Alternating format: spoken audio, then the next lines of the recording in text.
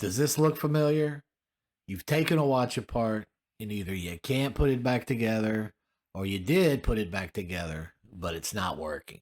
Everybody on YouTube makes it look so easy. Why can't I do it? Well, today I'm going to look at some of the things that you can do to make it a little easier when you're brand new to watchmaking.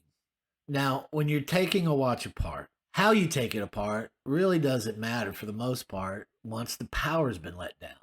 When a movement is brand new to you, make sure you take plenty of pictures of the different part locations and their orientation in the movement. This will give you a reference in case you get lost in the assembly process. But when you're reassembling a movement, there is a logical order that you should be following to ensure that the different systems are functioning before you move on to assembling a different system.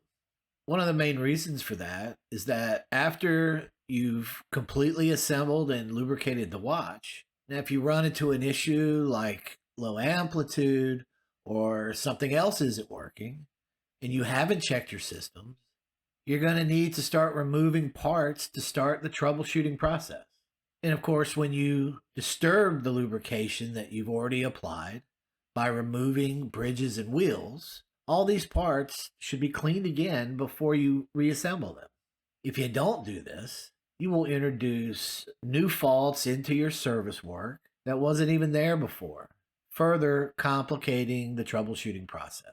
So by ensuring that the systems are working correctly, it simply narrows down the areas that you need to check.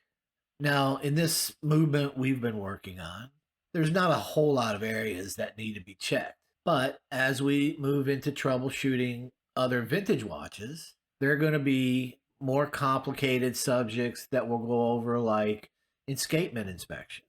These system checks that we're doing now will be the foundation of future troubleshooting processes. It's really the concept of checking systems in the movement as you assemble it that I really want you to focus on. So let's start by installing the powertrain first. With the powertrain installed, the first thing we're going to check is the free running of the train. If the powertrain's not running correctly, there's really no need to install anything else until that gets figured out. Now, to do this, you can either turn the center wheel or the mainspring barrel. And what you're looking for is that the train of wheels spins freely and then reverses direction slightly. We call this backlash. And what it's telling us is that the pivots and the teeth and the pinions are all clean and in good working order. Nothing in the powertrain is obstructing the way it should be working. Now, when you're checking the powertrain, if you do this test and the wheels stop abruptly, then you know either something's dirty, a pivot's bent, there's a fault with one of the teeth or in the pinions, and you need to just take it apart and inspect the parts again because you missed something. The pivots don't need to be lubricated in order to do this test.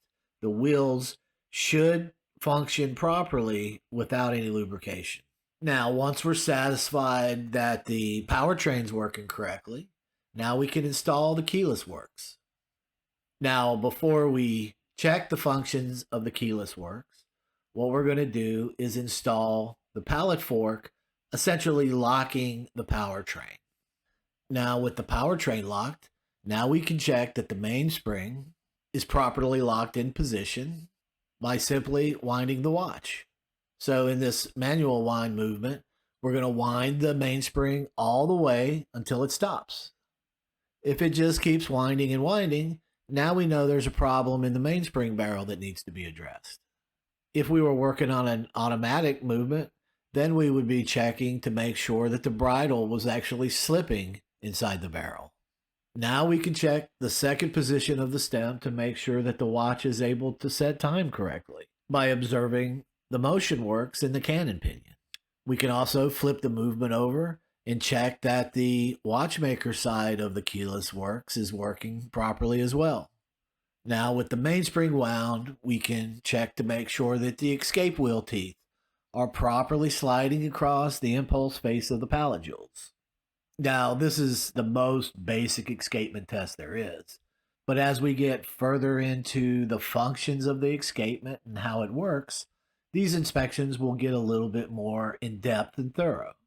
Now we can go ahead and install the balance wheel. Just make sure that the impulse jewel is able to slide into the fork slot by correctly positioning the pellet fork horns. Now, imagine you didn't check anything. You add a little bit of wine to the mainspring, you install the balance wheel, it fires up and it runs for about 30 seconds and stops. Now what? Well, if you haven't done any of these checks, now you have to start disassembling everything to try to figure out where the problem is. You've cleaned the parts, you've put it back together and lubricated everything, and now you're ready to regulate it and you throw it on the time grapher. Well, that's one of the most common errors that new watchmakers make because the watch is actually not ready for regulation at this point. To begin the regulation process, you need to let the watch run for at least 24 hours to 48 hours to allow the mainspring to open up and settle in, to allow the end jewels to settle in, and to allow all the lubrication on the pivots to settle in. If you were to start trying to regulate the watch now, you're actually going to be dealing with false readings on the time grapher. So give your watch a minimum of 24 hours to settle in, and then you'll be able to see how all your hard work has paid off.